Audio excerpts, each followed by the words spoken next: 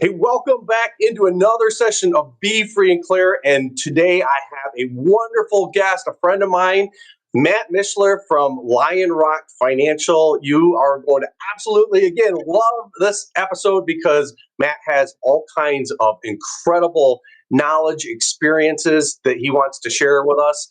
And so I wanted to say, welcome, Matt. Thank you for being with us here today. Oh, thank you so much. Thanks for having me. Hopefully, we can solve all the world's problems today, or at least some of That's them, great. right? Yeah, here we go. Well, hey, so let's just dive into it. You know, let's with my program, Be Free and Clear. We're talking about looking for being free and clear of financial concerns, while also living with a free and clear mind. A lot of times we know that takes that takes some a different perspective. So can you start us off with a little bit of flavor about your journey and kind of how you move through like corporate world into your own path of independence and what that looks like for you? Yeah, absolutely. Real quick, I mean, we were just talking before we started recording about uh, skimping and saving your way to wealth. Right. I never really lived that mindset. You mentioned, you can go maybe 30 days trying to clip coupons or whatever. Some people can, some people can't. For me, I saw it as a kind of a limited belief. Like, why don't we just find a way to make more money? Okay. Right. So, just, my story, I've owned Lion Rock Financial Services for about a year and a half now.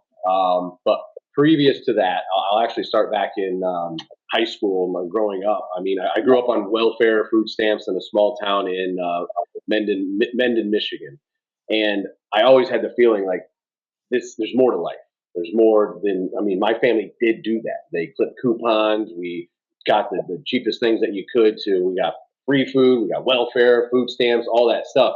And I just always had this feeling like there's got to be something more. So at the age of 15, and even younger than that, I started getting my first job. My first job that I really remember was baling hay. And if you're familiar with that, it's backbreaking work. You're basically on a trailer, you're pulling bales of hay up, throwing them on the truck, and they're just pulling it down the lane, and it's nonstop. At the end of the day, I would look at my hands, and I would think, I was like, I can't do this for the rest of my life. And I remember thinking, I'll tell you exactly what I thought because I remember it. I was looking at my hands and they were getting calloused. And nothing against that. People can make a living that way. But the thought that went through my head was like, I don't ever want to be married to a woman and come home and touch her with these rough hands. Mm. I want to be tender. I want to be gentle. I want to be loving. And so my brain was engaged at that point to find another way other than manual labor to make money. Um, and then I don't remember how the book came into my life, but I remember I read the book How to Win Friends and Influence People. And Yeah. this was actually when I was about 13, 14 years old. I was still riding the school bus to work or to school. And on that school bus, I was embarrassed to be reading a book, How to Win Friends and Influence People. So I remember I put a cover over the book so people couldn't see what the title was. But I was engrossed in this book. And that is how it started my sales journey. So I read that book. I try to read that book. I did read that book like every year up into my mid 30s. It was my New Year's resolution, what I would do every year. So from there, I went from baling hay, detasseling, farm jobs, and I got into a telemarketing job at the age of 15. And I got really good at that by using the tools I learned from that book, How to Win Friends and Influence People. Perfect way to put it into practice was telemarketing, literally cold calling people. And I did that for 4 years until I was 20 years old. I got promoted into an office manager. Looking back now, I was highly exploited by the owner of the company, but I was motivated. It was the right place for me at the right time. He actually moved me into managing the morning shift and the night shift. So this is my first um, venture into working 50, 60 hours a week. I remember my salary was $500 a week. I would get $1,000 to $2,000 worth of bonus every month. I thought I had it made. I was making more than my parents made at the age of 15, 16 years old. Did that for 4 years. And then I kind of hit like a plateau. I was just like, is this all that there is to life? So I entered the Marine Corps.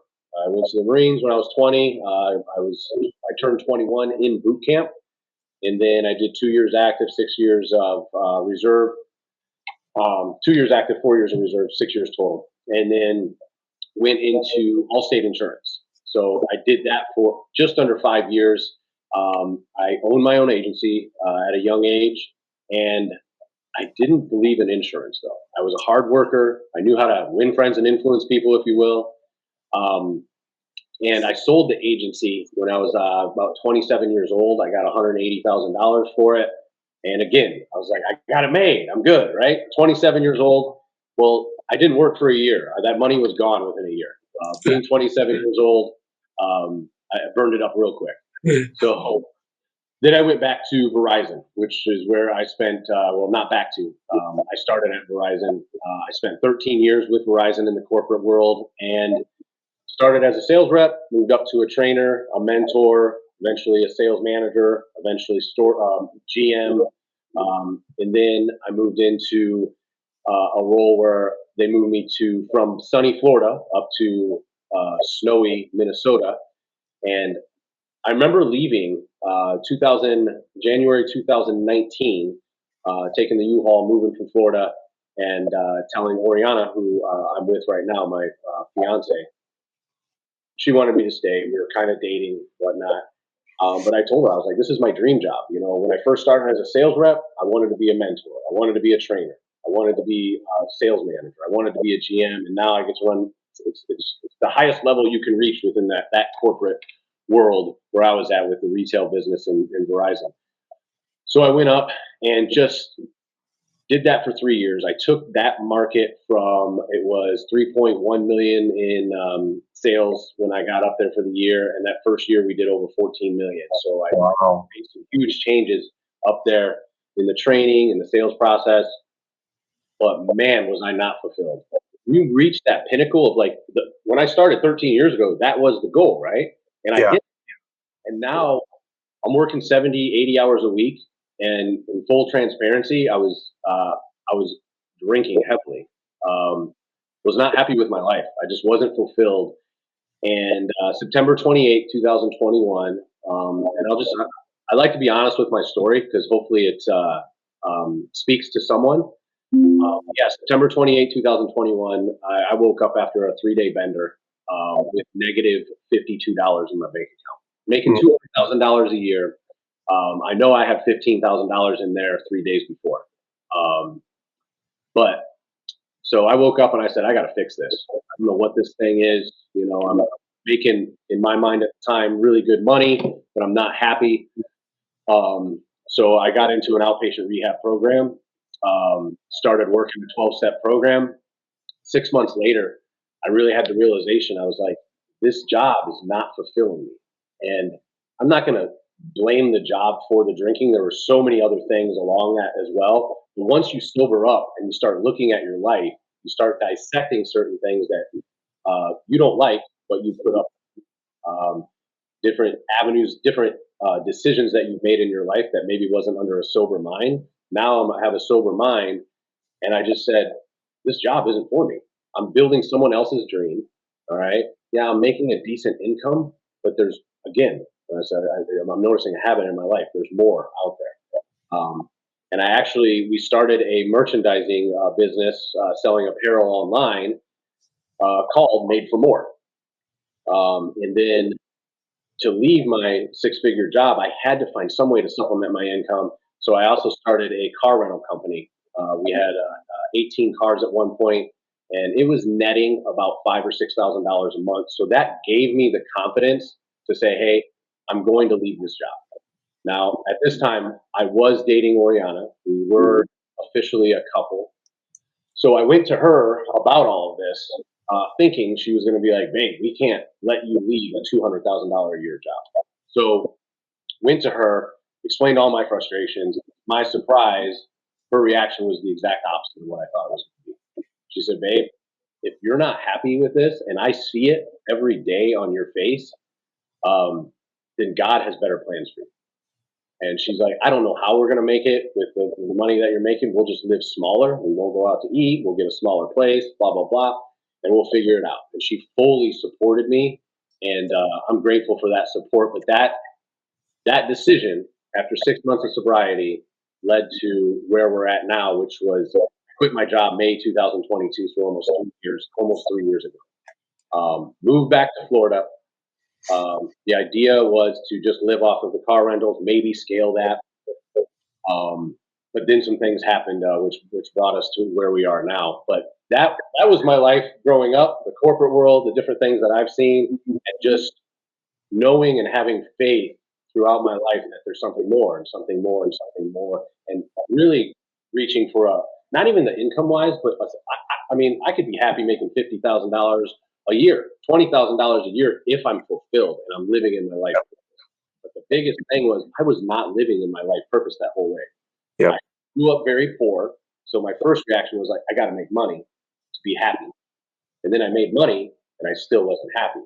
So now, peeling back that onion over the last 3.5 years through my step work and constantly going back to that, I've uncovered a lot of things, and I still am uncovering a lot of things about Matt Mishler. Yeah. Man, I gotta share this little story. I'm gonna share it directly with you, and then our listeners, viewers, members in the program. Since I've started going down this path of developing the Free and Clear program, I'll be talking to people, and I know that I'm on, like, I'm gonna call it my free and clear calling, my God's purpose mission, because when I'm hearing stories like yours, and I literally will have, I call them goosebumples. They come up my arms, down my spine, into my legs, like the top of my thighs. And your story, it was so moving to me that I had that happening in my body at multiple points. And I cannot thank you enough for sharing, because I think so many of us, I think the number one, I think the world is fake, right? Like a lot of times that we see on the digital media stuff, right? Like everybody's smiling and going through it. But really, there's so many of us that have had, challenges and struggles and pure survival. And to hear someone like you be brave and courageous enough to put their true authentic self out there is going to touch someone. It is going to affect people's lives. And so that comes from me personally, and I know from the members of our program, to say thank you, because it is I'm teared up too. So apologize. I get so emotional now over all this stuff. It's like, man, I thought being an older 55-year-old Baba that I'd be all like solid and core and like boom, but your story is just very moving. So I appreciate it a ton. And there's so many, just in that story, there's so many pieces of like key moments that I'm seeing, like when you talked about thinking with a sober mind, and I think regardless of the alcohol, I think sometimes we just get caught up in our own like gunk, right? It's a drunkenness on the junk in our life, right? So, and then too, it sounded so many times that you talked about like just pure faith, like even like going to Oriana. Like I know what that's been like for me too, having to have hard discussions with my wife. And it's like she's on the complete end of the spectrum of what I think is going to happen. It's that perception in my mind of what I think is going to happen. So, man, I don't even know where to go with this, because it's like you just like opened the whole world up for us to talk about. So, yeah, well, I mean, you talk about the challenges and being real too. Like what most people don't share on social media or in public, but the reality is I still have struggles. right. I have on the outside looking in, if we go over numbers on what my business looks like, oh, you must be happy. Everything must be easy. No, like Right. what happens is instead of, I used to deal with a bad day by having a drink, a good day by having more drinks. Okay. And that's how I dealt with stuff. I was 38 years old when I came to that realization that I had a problem. And for me to speak this openly about this, even when that came, there was so much shame, there was so much guilt. Right. Oriana didn't know. I was hiding it from her. And that's the sole reason I wasn't actually dating Oriana. I kept her at a distance because I loved her from the first day I saw her, but I didn't want her to know that side of me. Yeah. And she never did. I hid it. Okay. She didn't know that I was drinking 5, 6 times a week. And when I say drinking, it wasn't a glass of whiskey at night with a cigar where it's romanticized. You see it on a commercial or something like that. No, I would drink at least a fifth of Jameson throughout the day. And then, but going through that guilt and that shame got me to this point where I can talk openly about this, because how many other people are doing that same thing? That's They're right. hiding. I was a highly functional alcoholic. I was making $200,000 a year running multiple stores, driving all over the state. Half the time I was drinking on the job and Yeah. having these high level conversations with my managers, and then wondering why I had internal confrontation or internal conflict within my management style. Yeah. So I I look back on that now. When I stepped into it, it was the most embarrassing moment of my life. But now I can speak freely on it. Yeah. It's And like I said, that you sharing that is so open, because inside my program I talk about when one of the formulas to getting to where we want to be, like we're here now and want to be there. One of them was just the burning desire, right? Like Napoleon Hill talked about, have that burning desire. And sometimes burning desires for that thing can push us through anything. Like it can push through like lack of knowledge and fears and all that stuff. But the problem is if we're not balancing that with like faith and the right decisions, it can lead to addiction. So my addiction was workaholic. I never really got into drinking a lot. I saw things in my life that I didn't want to do. So I stopped drinking probably 20 years ago, maybe 15, 20 years ago. And, but mine was, I poured it into being a workaholic, and it affected my kids. And I said, when my grandkids hit, I'm not going to have that happen. And what I imagine for probably both of us, because I heard a little bit. So I want to ask you about this piece of it, is because my next step inside of that equation is faith. Like you've got to have faith, and everybody's got a different vision, right? Like I've been very open about like that I believe in God, but what do you think about that? Like, do you think that there was a poor part of you that just like came to you like from divine thoughts that said, Matt, let's go? What are your thoughts? Yeah. So when I stepped into this work, I was not a religious person. I grew up with a father that he would literally say things if only weak people pray to an imaginary guy in the sky. Wow. Okay. Right. So that was my upbringing. I was so far away from God. But when I went through this work, they talked about a God of my understanding. Yep. So that opened the door for me to like, okay, there's something else helping me. There's something else looking out for me. Because when I look back on my life, there's multiple times where I should not be alive. Yeah. There's multiple times where I could have harmed other people on the road or whatnot, and something protected. So I was like, okay, maybe there's something from my understanding that opened the door. Now I'm at a point. It is God.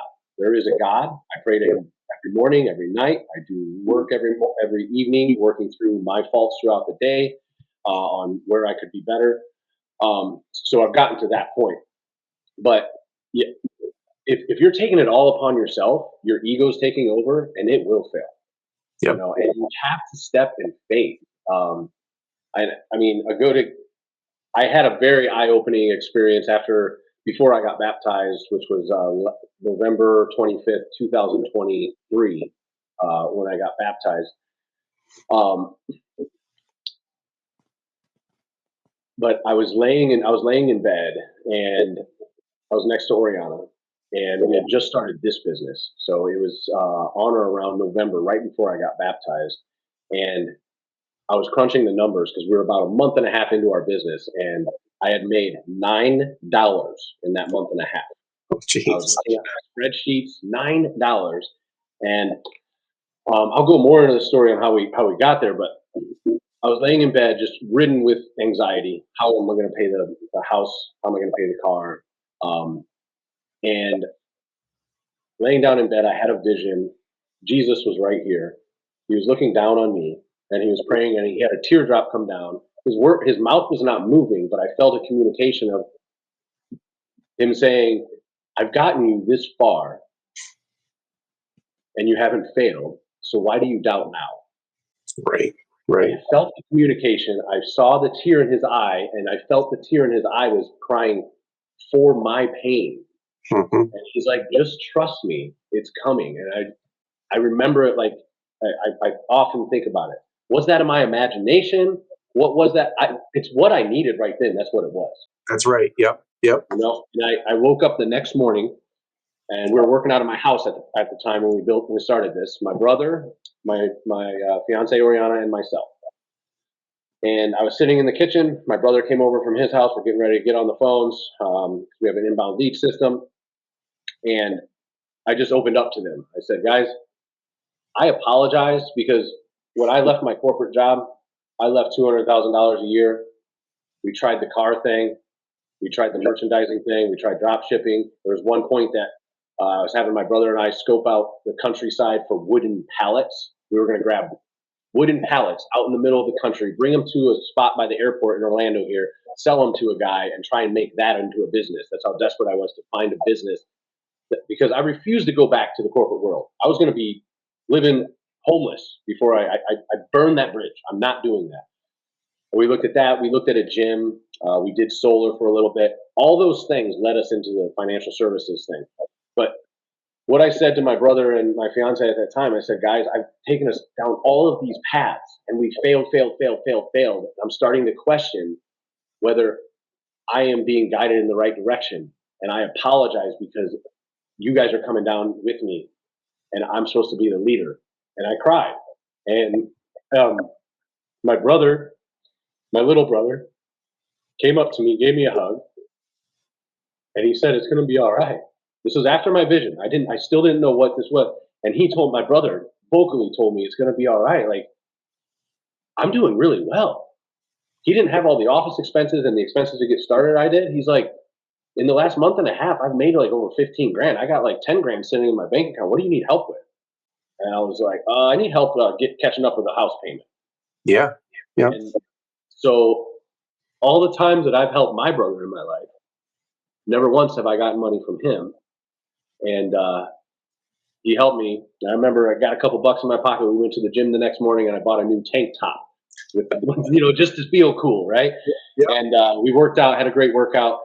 And then moving into December, we're 2.5 months into the business, and I'm starting to feel a little problem. But this journey, we started it on October 11th. But prior to that, there was investments into the lead source, all this stuff. I used every penny that I had, my 401k, everything. I went all in on this because I believed in it. And I was sitting, and I'll share the story because it's real. I had the cars on the side that I was still making money off of. I stopped making payments on the cars and was just taking the profits from that and filtering it into this. So I ended up losing 2 cars to repossession. And I was sitting at my counter eating lunch on December 19th. I remember the date, and I looked at my credit score after the cars had got repossessed. And I went from like a high 750s to a 419. I looked at it, and I felt a sense of relief, like, because I've always looked at my credit score as like it defines me, Right. Yep. But I went all in on this business, and I looked at my 419 credit score, and I'm starting to see the profits come in, and I said, "Wow, this doesn't own me anymore. It doesn't affect me. I have food on my plate. I have a roof over my head. I have a business at my house right now. Yeah. That I can see it scaling into what it is now." And 4 or 5 months after that, I had enough money to go pay off those cars, because when they sell it at an auction, when they repossess it, it's a $50,000 car. They get maybe 30,000 for it. So I had to pay 19,000 for one car, another car the other car that they repossessed, another $13,000. So I paid that, and now I'm sitting here with my credit score just under 700 now. So we're a year later, and Yep. but that's the sacrifice that I made, and there's so much others. I mentioned when I left the corporate world, I didn't really know what I was going to do, but I knew I didn't want to do that enough. Right. The how would show itself, right? So Yeah. the cars, the merchandising, the drop shipping, the wooden pallets idea, which is, that I was in a primal state, right? Yeah. We're both coached by David Bear. Yep. He talks about a powerful and a primal state. So when things were failing, you make these decisions in a primal state. You're not thinking clearly. Right. So I was thinking about going back to manual labor of lifting wooden pallets onto a trailer all day long and then selling those. That was my primal me coming through. The powerful state was when this opportunity came to me and I saw the vision of how it could scale. Because I'm like, most people in the life insurance industry, they are cold calling. They're making 150 to 200 cold calls every single day. The way my schedule used to look was Monday and Tuesday, I would cold call, set up appointments for Wednesday, Thursday, Friday, Saturday, and sometimes Sunday if I need to make ends meet.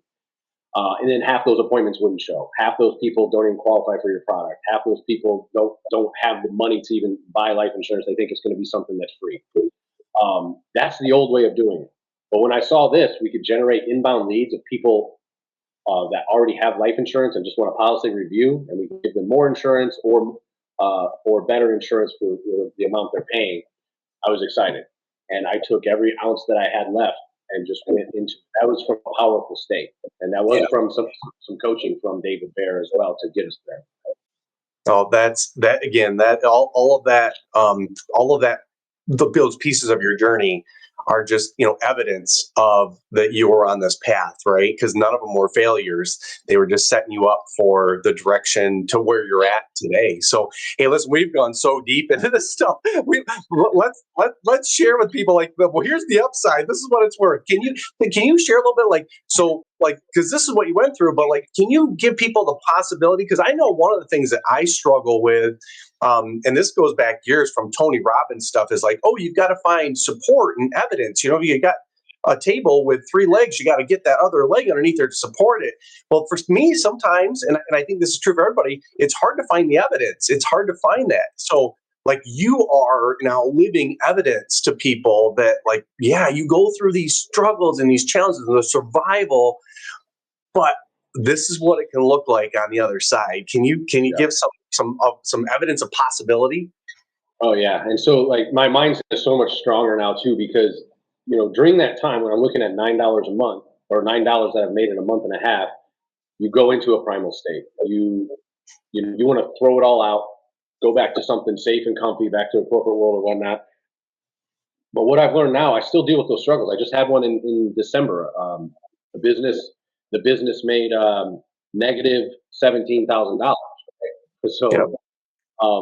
but now dealing with that, I was like, but I know what's coming on the other side of this now. Right.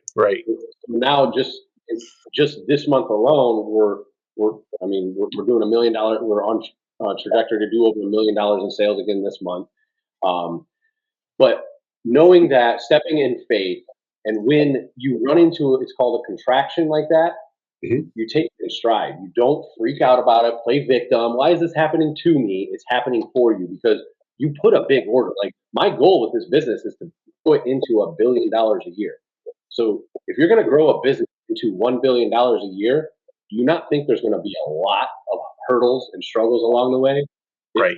If it was just given to everybody, hey, I just want $1 billion insurance agency, then everybody would have it. But the reason people don't is because they stop. Yep. We reinvented some of the struggles that we've had. Let me think. First one was that repossession of the cars, 419 credit score. We've made multiple mistakes along the way. Our leads, I was married to a lead company when we first started this, and lead quality went way down because there was no accountability for them to give us a good lead. We had set the lead fee we were paying them about $200,000 a month, and then lead fees, the lead quality of the leads drastically dropped for 3 months. And so what was that telling me? Oh, I don't have control of our lead source. That's a big problem in a business of this size, especially if I want to go to a bigger size. I need to have control of the leads. So we created our own lead source, just copied the lead source that they're doing, and now we drove the cost down for the same amount of leads on a higher quality leads. Now we're spending $130,000, or at that time we were spending $130,000 on leads. So we went from 200,000 over this 3-month contraction. We're at 1 month into it. I realized there was a problem. I didn't freak out. I said, what is this telling me? Oh, this is telling me that I need to own my own lead source. I can't be held hostage by this company that was treating me well at first. And it's like a drug dealer, right? They give you a taste, and then now the price goes up and all that stuff. So I didn't know the lead space, so I hired 5 different guys that we interviewed multiple people to find people that I could hire in house to take it to do that for us. And now our lead quality is higher, and we've driven down the price on those leads. Another thing is, let me think. Yeah, I had a business partner on or around the same time, and we separated ways. It was hard, difficult, but we just didn't align. His management style, along with mine, didn't align. He was more of a driver, but I care about people. I care about how they feel when they come into work. Um, I tell people all the time, I'm not your boss. I spent 13 years working in Verizon, and I was people's bosses. It was like herding cats or babysitting children, and I just won't have those. I mean, you're independent contractors.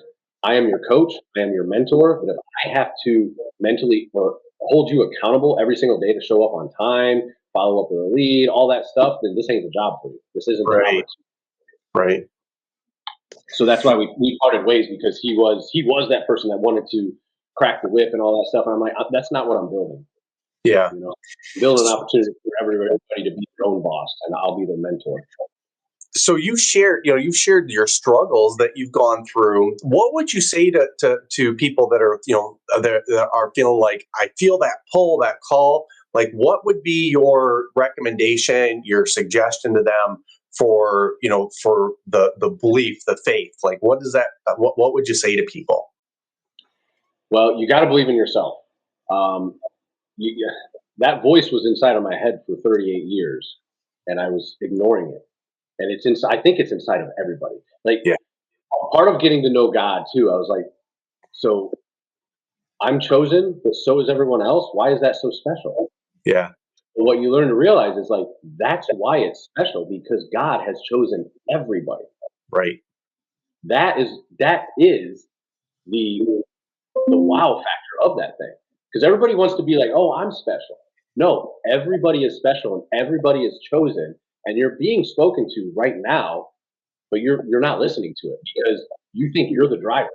You think you're in the driver's seat, but you're not. You can put the order out there and then let God provide the how.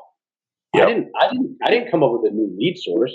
God showed me that there needs to be a new lead source, and so I'm going to bring it to you. And brought the 5 people into my life that are able to do it, because I can't do it.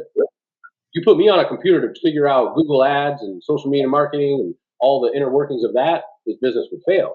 But God put those people in my life to help navigate that. But Yeah. trusting in that, and we all have 100% success ratio of making it to right now. And we freak out. We think we're going to be homeless under a bridge. And I'm speaking from experience. Even I'm not going to lie that it's all rainbows and flowers. In December, when I'm looking at the numbers, oh my God, maybe we should sell our business now. Maybe we should venture into something else. Like, I have a little bit. I have the money saved up right now.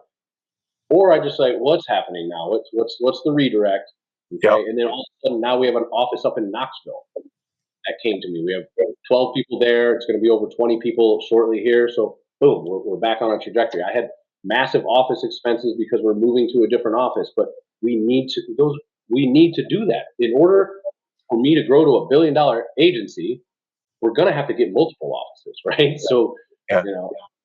Well, and it's funny because I just in one of my recent sessions, I taught about creating space. Now, I was talking about creating space in our mind, but it's really the same analogy, right? If you're growing this $1 billion agency, you need space. You've got to have, and we had a guest on one of our last sessions where she talked about having runway. You've got to have that open room to go. So absolutely. Hey, man, I try to keep these to around 20 minutes. We're already at 33. I just feel like, oh my gosh, Oh, like wow. the time disappeared with you. So we'll try to wrap it up as we part on this. What would be a closing remark that you would have to people who are, really, a lot, like I always talk about the stories of me, like people come to me like, oh, John, how do I pay off my mortgage earlier? Well, and then all of a sudden the conversation blossoms and then we're talking about all these life missions, right?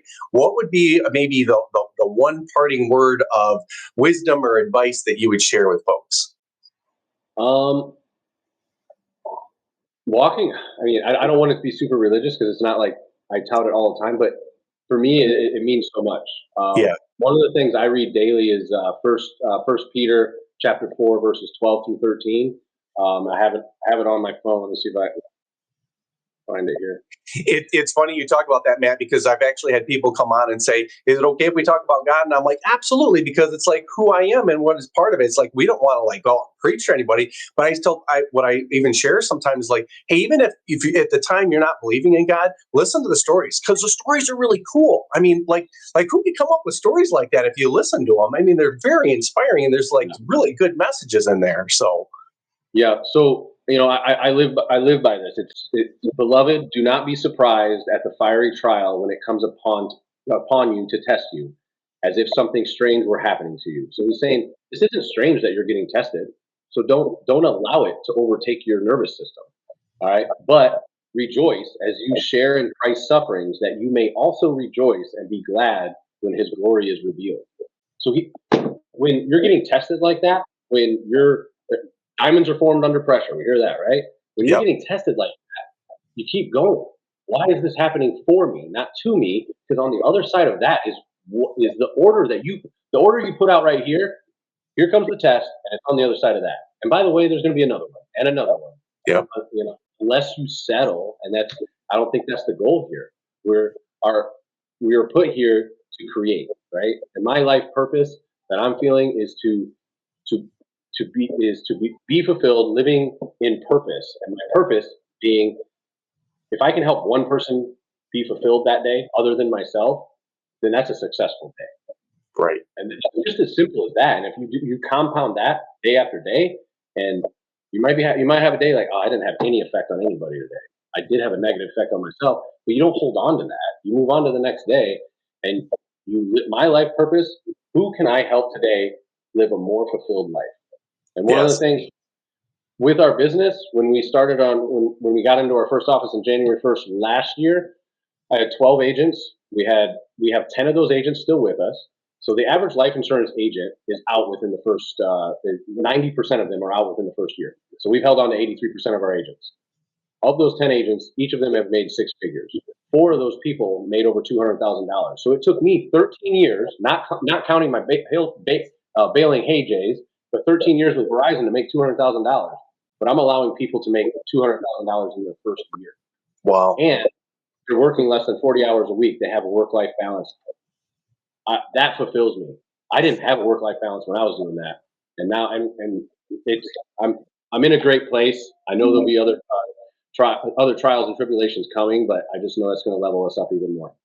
That was the absolutely perfect way to end this, because one of the four strategies I talk about in my free and clear framework is when people are transitioning is looking at, sometimes it's hard to start a business because of capital and experience and stuff, but there are people out there like you that have already laid, they've already been the pilgrims, right? The cowboys, that they've been out on the trail and they've taken the shots, and now all of a sudden now you've cleared a path that isn't as challenging for folks. And so Yes. all of a sudden you can now they can step into a commission type income that starts to open up possibilities for them, and allow them new visions on financial clarity. So and then tying it in, oh gosh, Matt, that was just like the perfect way to wrap this up. So I love it. One Yep. last thing too is, um, I heard this quote from Steve Jobs. I'm sure you guys have heard it too. You cannot connect the dots going forward, but you can connect the dots going backwards. So stop trying to connect the dots going forward. Stop trying to figure out the how.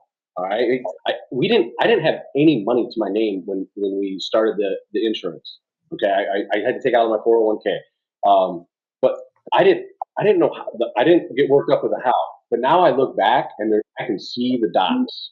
Like, that's why Yes. that happened. That's why that happened. Oh my gosh. When I was in that, I didn't know why that was happening, but I thought it was because we're going to fail. But now I look back, I'm like, look what it's created. So you can't Yep. connect the dots going forward. You can only look back, and don't worry about the future as long as you're showing up and serving every single day. Yep. Perfect. Thank you so much, Matt. I appreciate it, and we look forward to having you on as our one of our panel experts through Free and Clear in future episodes. So thank you so much again. All right. Absolutely. Thank you.